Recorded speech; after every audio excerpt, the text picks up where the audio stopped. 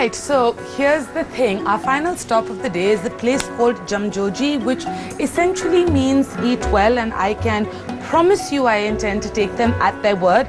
But first, before I even head inside, I do believe there's a test I need to pass. The first thing I need to figure out is how Parsi am I, and I suspect not very. So this is the Parsi test. Without exception, your middle name is your father's first name. No. Your dogs are named after alcoholic beverages, sherry, whiskey, brandy. Thankfully, no. You drink brandy when you're sick and whiskey when you think you're going to be sick. No. Right, not doing terribly well, though I have to say I love this test. You have Tata Eau de Cologne in your toilet. No. You use expressions like Kodai or Bapre or Oh Mari Mer all the time, and I'm pretty sure I massacred that, but also again, no. You've had to change your clothes in front of 400 people while your mum and other women in the family were holding up a cloth so nobody could see. I am relieved to report no and yes, thank you, mother. You've eaten about every single type of food, paredu, which means with eggs. I've had a few things paredu, but not every single. You know at least 5 people named Behram or Cyrus or Persis or Darius. No. Your ears prick up when you hear the word Baba. That I actually can concede. You enter every room nose first. Finally, something I can say yes to. You consider anything less than a Parsi peg mere mouthwash. I consider pretty much most things to drink mere mouthwash. Right, so I think I barely made 50 points. So unfortunately, that does not entitle me to a free dessert, nor to a lifetime subscription to Parsiana magazine. I'm not quite sure how I'll hold my head up, but hopefully what's waiting inside will help me. Well, I need look no further than the other little pockets of humour to start perking up, which means that Jumjoji really does offer up more than a few firsts. It is the first Parsi eatery to set up shop outside of South Mumbai. It's the first one to serve it up against an elegant, albeit small backdrop, and it's the first one to truly do it with a sense of humour.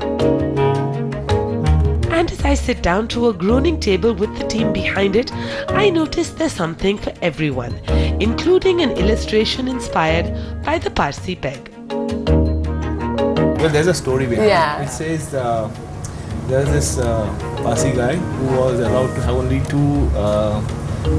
two fingers of alcohol. Yeah. So doctor told him you can have only this much alcohol. That's it. So it was 2 fingers. So when Parsi being Parsi, he said, okay, give me 2. So that's how it became a Parsi peg. Yes. And by the way, that spirit of excess isn't confined to drinks alone, as I discover once I start paying attention to the plates. All of them, by the way, presented as prettily as the space they sit in.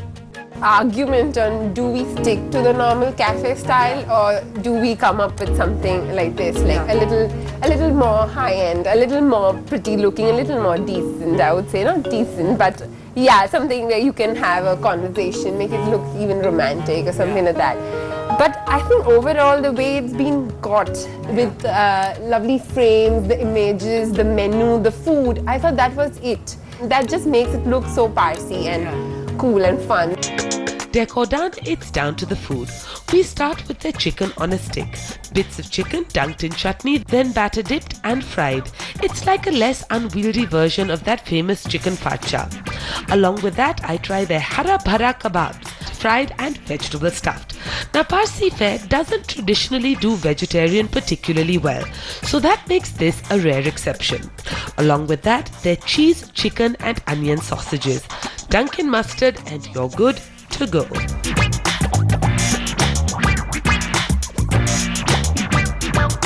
I mean, I'm sorry, chicken, cheese and onion sausage, you do the math, what's not to like? Huh? And then, well, things really start to pile up. And so what choice did I have but to start with the house speciality? Freemi Auntie's mutton dhansak. Yes, did I mention that each dish comes with a name attached? It's a distinctly un-Parsi trait, since this is not a community that shares recipes very easily. Actually, Parsi aunties are not very generous with their recipes. Oh no, they are not. Not even my granny, oh my god. Yeah. So, but we had to sell them this idea of Jumjoji. We said your names are going to be on a menu list. That's when somewhere they were like, okay, a little of it is what they told us. One can only be grateful that Fraini auntie made the exception. Served with brown rice and Katie Dalal's cucumber on the side, this is epic stuff.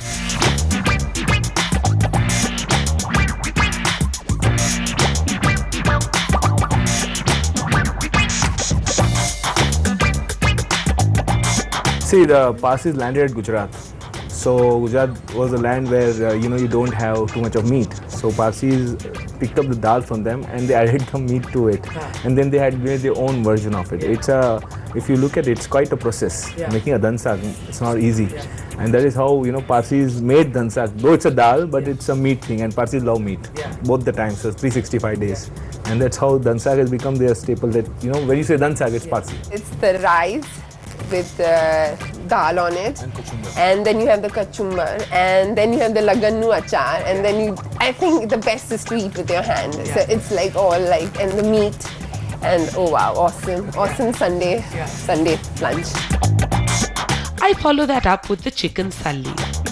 Lashings of straw potatoes, chunks of their wonderful jardalu. So here's what I love. You have a salli chicken curry that is blow the top of your head off chili. Something, by the way, that I thoroughly approve of. They have undercut it, however, with the sweetness of apricot. Then you garnish it with salty salli, and really, happiness is made of moments like this. And do enjoy all of this with liberal amounts of the laganu achar. Sweet, hot and utterly addictive.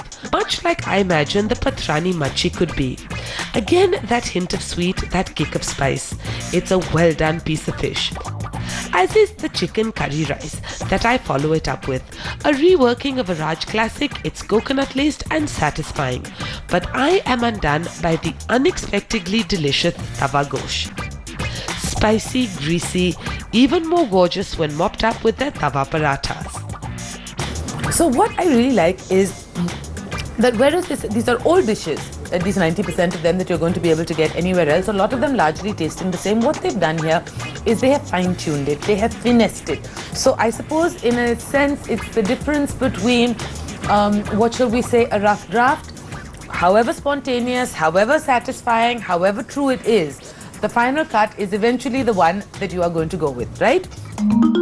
Then finally the sweet somethings, the clove and cardamom laced laganu custard and the other surprise. Chocolate crunch pudding, that's again matched the flavor to an Indian taste. So there was this chocolate and it's very crunchy, and then it's confused like a bawa. So there is like a biscuit layer with a cake, and then nuggets, and then a fresh cream and some chocolate sauce on it.